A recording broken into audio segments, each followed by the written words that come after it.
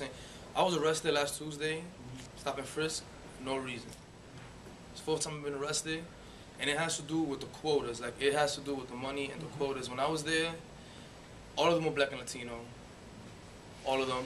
At least 40% have been stopped and frisked. Like, it was just like randomly just stopping and frisking people throughout the Bronx. I mean, that's just a prevalent thing.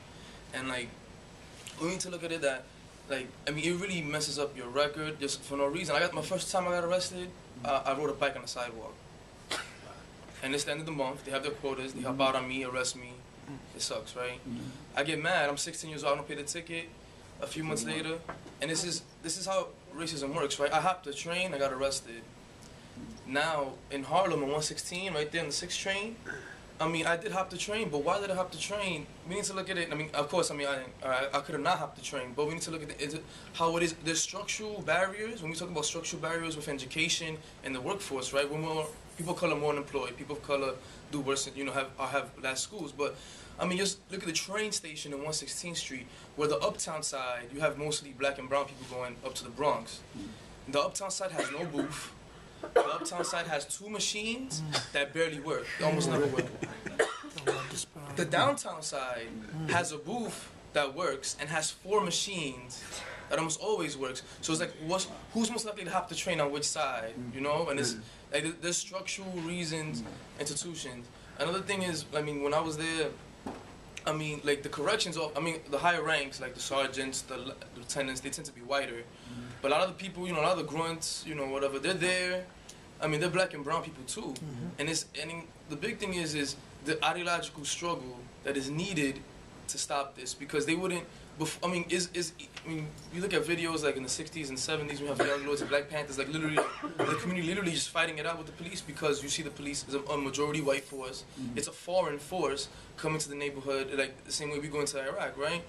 But now you have the mental, like Augustine said, the mental colonization that justifies this, and that's the big problem, right? And it's like, how do we get our communities? We have to shun them, like, or else it's gonna keep carrying it on. When we have your own people from the own community getting into these jobs, being corrections officers, being police officers on the street, and they know.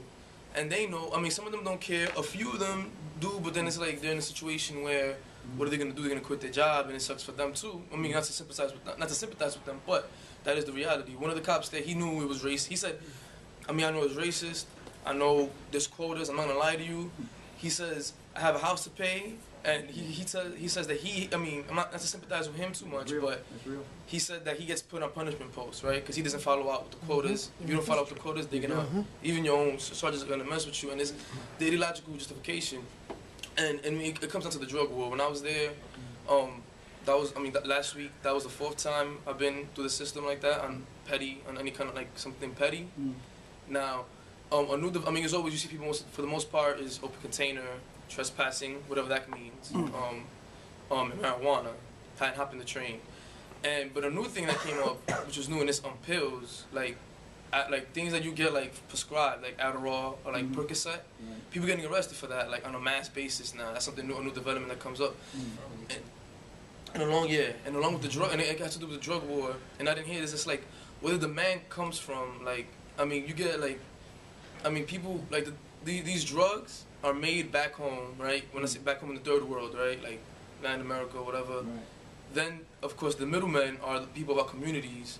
But then where does the real demand come from, right? When I was there, most people, like, that were drug dealers, right? Or people in the street, they say, like, oh, you really want to make money, you go to Albany, you go to Syracuse, you go upstate. And it's like, wow, we're bearing the burden, right, with the black market, with being in the black market because of lack of education, lack of jobs, and institutional racism. Then you turn to the black market to only serving a demand that's not even like that. I mean, it is prevalent, but it's not as, it's really prevalent in affluent, do tend to be wider communities, and that's the disparity. Like, just that dynamic, in the sense that there's a contradiction between like what's it serving, what's that really serving in its purpose. So. I just gonna go back to something about what the brother was saying earlier, I guess, about responsibility and accountability as far as from this side. And I think that one of the things I see is that you'll have somebody that's in a gang, and maybe they get locked up, and they start seeing things right, and their first thing they do is leave the gang. To me, that's the mistake right there. I know that might sound crazy, but to me, the people that got it right need to stay and speak to the other people, to the kids. You see? Not I'm leaving the gang, I don't want nothing to do with them. So you saying jail ain't no good for you, but they all going to jail, let them go. Where you could say, jail ain't no good for me, it ain't no good for none of my peoples. So I'm going to go back into that hood, I'm going to go back with that little badge that the jail gave me, that the sentence gave me, which I shouldn't have, but I know I got it, right? So that gives me a little bit of authority. I need to use that. Go back into the hood and speaking to the kids that's, you know what I'm saying, and letting them know, listen, don't go do this, do that. Help them get into a job. Help them do this. Help them do that. You know. And again, I know that might, you know, but that's just how I see it. You know. And another thing is I want to say is that like what they were speaking about women, you know, like it's true, you know. I mean, every time I went to the floor, the visit floor, when I say the floor, I mean the visit floor, right? Every time I went to the visit floor, anywhere I was at up north, it was full of women. Your mans don't come see you, for the most part. You know, we don't visit nobody in jail. It's the women coming to come see women in jail, you know, the men in jail, you know, and they're the ones taking the 8-hour trip, the 10-hour trip.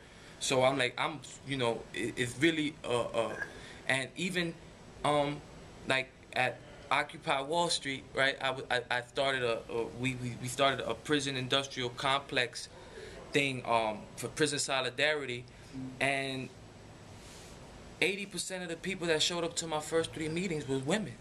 You know, again, showing up to represent for the men that they know is locked up, you know, and none of them had records. They wasn't, you know, they was like, yo, I'm here to fight the prison industrial complex because my ex-boyfriend or my brother, or, you know, and on the front lines, where like the guys, where they at, you know.